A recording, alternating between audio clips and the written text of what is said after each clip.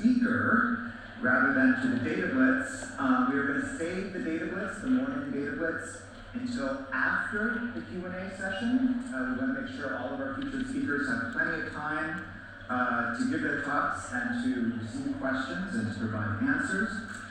So up next we have Dr. Allison Friedman, Assistant Professor of Biological Sciences here at Hunter College.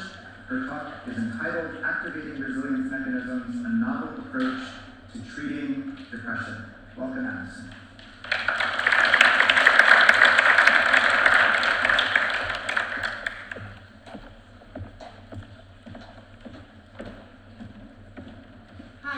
Thank you to the Planning Committee for having me speak with such a great group today. So I'm happy we talked about social defeat already, so I don't have to review that. So my perspective is a little bit different.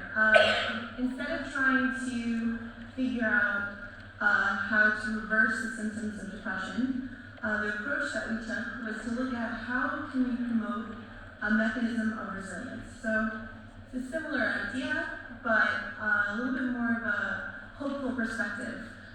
So what is resilience, and is it promotable, is the primary question I started with. And today we talked about a lot of factors so far that are involved in it, such as developmental, environment, epigenetic, genetic, of course, neurochemical, and then we started with the psychosocial factors.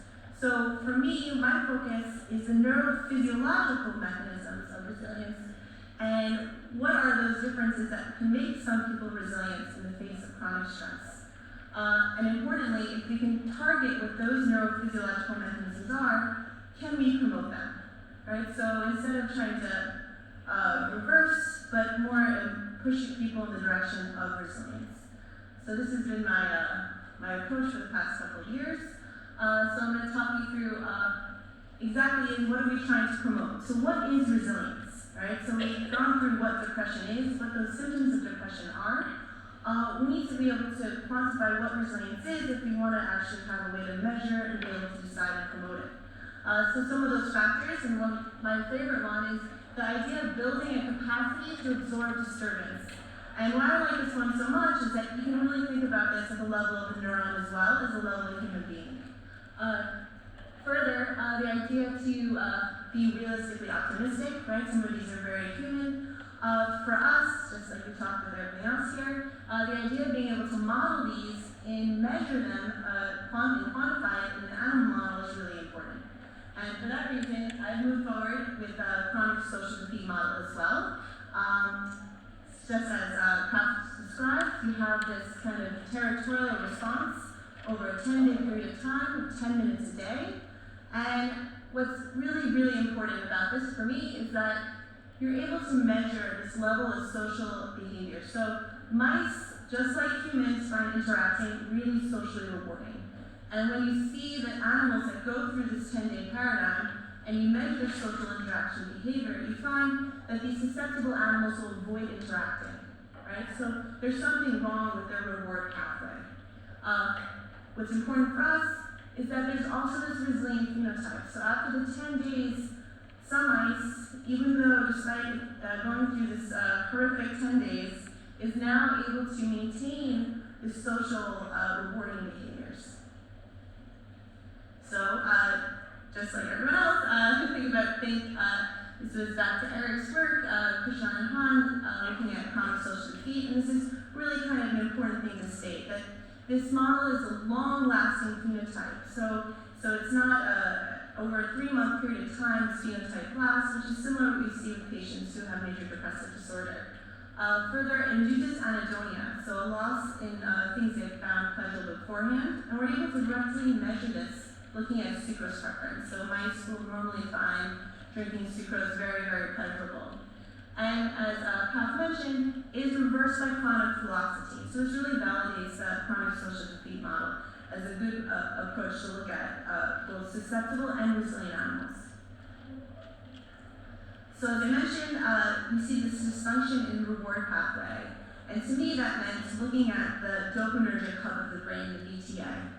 And the primary projections of the VTA are the VTA to the PPC, nucleus accumbens, and the amygdala. And this is all involved in reward and motivation, the factors that we see disruption during susceptible animals. So the first work looked at just the firing activity of these VTA dopamine neurons in animals that have gone through the 10-day paradigm. And what they found was this elevation in dopaminergic activity. When they separated it out based on behavior, they see only the susceptible animals maintained this increase. Right? So you have this hyperactivity in the susceptible animals, while the control and this unsusceptible or resilient look the same.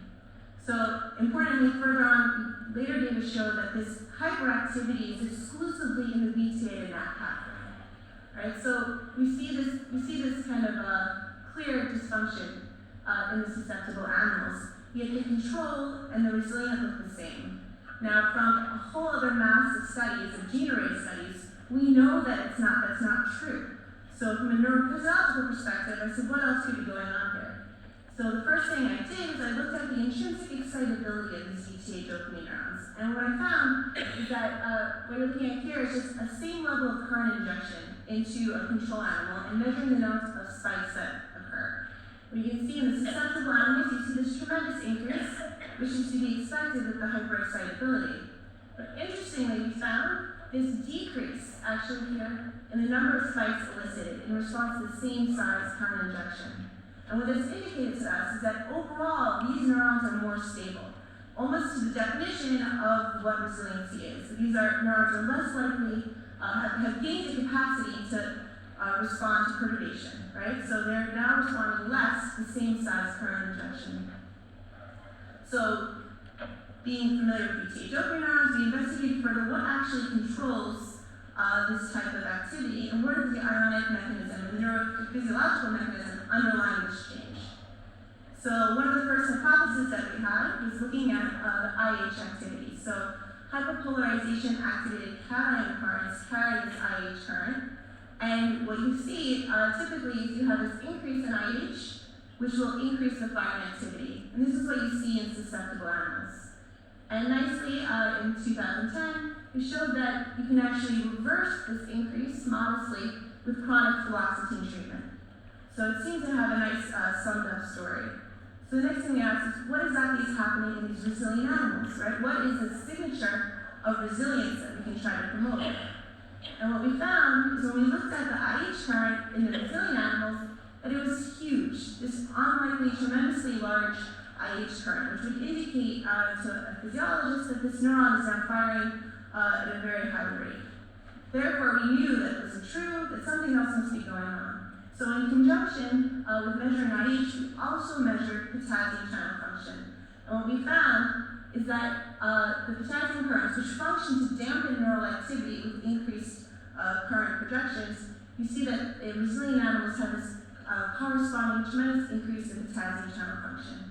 So in fact, you have this increase in IH, which then drove, at some point, this increase in potassium channel currents to dampen the effect on those neurons.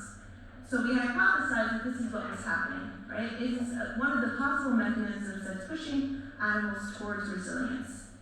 So in order to test this hypothesis, we utilized a dual viral approach. So what you see here is AAV diol-3 being injected into the accumbens, and then a HCN2 subunit, which is codes for the IH current, and injected into the VTA. And in this manner, we're able to specifically upregulate the channel subunits that mediate IH current in susceptible animals. And after 4 days of expression, we're able to see that we're able to reverse the social avoidance behavior and the anhedonic behavior, which is very exciting that we knew now, okay, we have a potential mechanism or pathway that we can try to access to increase IH. But as we looked further, we can see that the neural signature was also changed, the firing rate was reduced, the IH was large, and we indeed increased potassium channel current, right?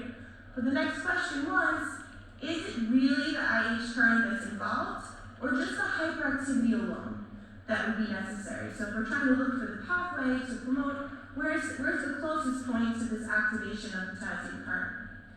So in order to do that, we utilized optogenetics. So here, the idea is being to activate these already susceptible animals who already have hyperactivity, with the idea that you could push these animals past the point of this hyperactivity and have them engage their potassium channel function to upregulate on its own and dampen the effect of inputting neural activity to the VTA. And what we found is after 5 days of stimulation, of 20 minutes of stimulation a day in susceptible animals, we were able to increase the amount of time the animals spent interacting and reverse the anhedonic behavior. So it looked like all the animals were able to be pushed. There was really nothing fundamentally wrong with them. It was just they were without that increase in activity, they were unable to produce this potassium channel function. So I know this is not really a therapeutically relevant process. You don't want to take depressed people and try to make it worse in the hopes that something better will happen.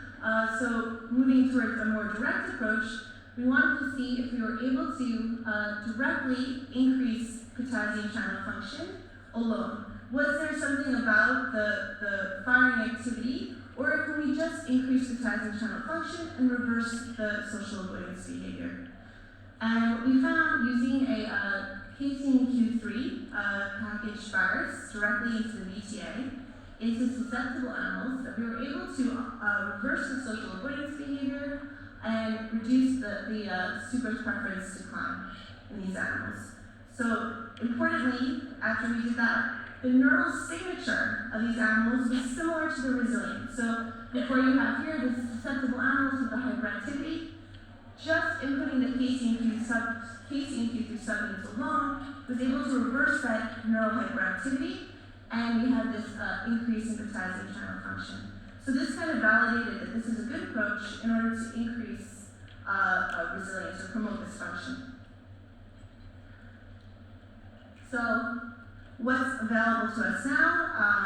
I'm a trained physiologist. I had a pharmacology department at the time. So the approach was what's available and what drugs are currently on the market that do this. And looking through, we found 3 different approved, two of them which are approved by the FDA, flubertine, retigabine, and BMS 24352 are all potassium channel activators. So these drugs have been developed previously for epilepsy treatments and other types of KCNQ3 abnormalities. What we found is that after depressing the mice and having a cohort of susceptible animals, either injecting saline or one of the potassium channel activators, we're actually able to reverse, within 10 minutes after infusion, their social avoidance behavior. And this was only a brief turn in their behavior. They returned back to being socially avoided after a 2-week period of time. But it was a powerful idea. Now we're able to access these neurons directly through cannula. Still not quite a therapeutic approach, but definitely in the right direction. So the next step that we took was that, is it possible to directly, systemically provide these drugs and see if we can reverse the social avoidance behavior? And luckily, retigabine was already FDA approved for epilepsy treatment, and we were able to come up with a paradigm where we injected the mice over an 8-day period of time, giving enough time for the drug to build up capacity into the brain, and then we measured their social avoidance behavior again.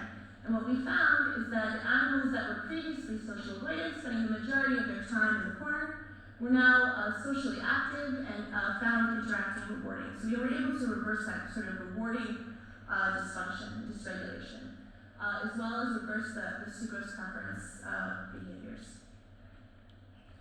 And importantly, from the beginning, you can see we now have a way to promote this neurophysiological signature of resilience. So we've reduced the dopamine dysregulation, and we've increased this potassium channel function over a maintained period of time.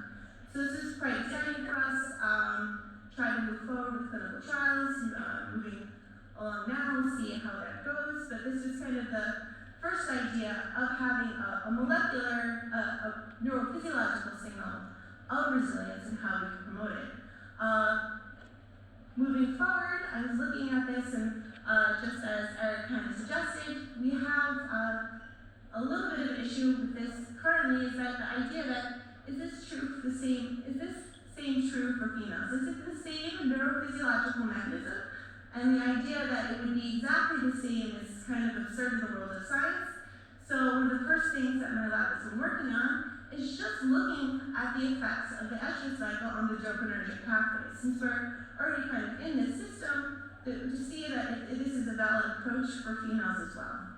And one of the first things we noticed, so we saw in the literature and then replicated in the lab, to see that during flushes and estrus, you already have a tremendous increase in the firing rate in females. So I don't know if we were looking so closely at the actual hyperactivity in the male mice before, but you have up to 4 to 6, which would be a molecular signature of depressed male, right? So these are just stress-naive males and females.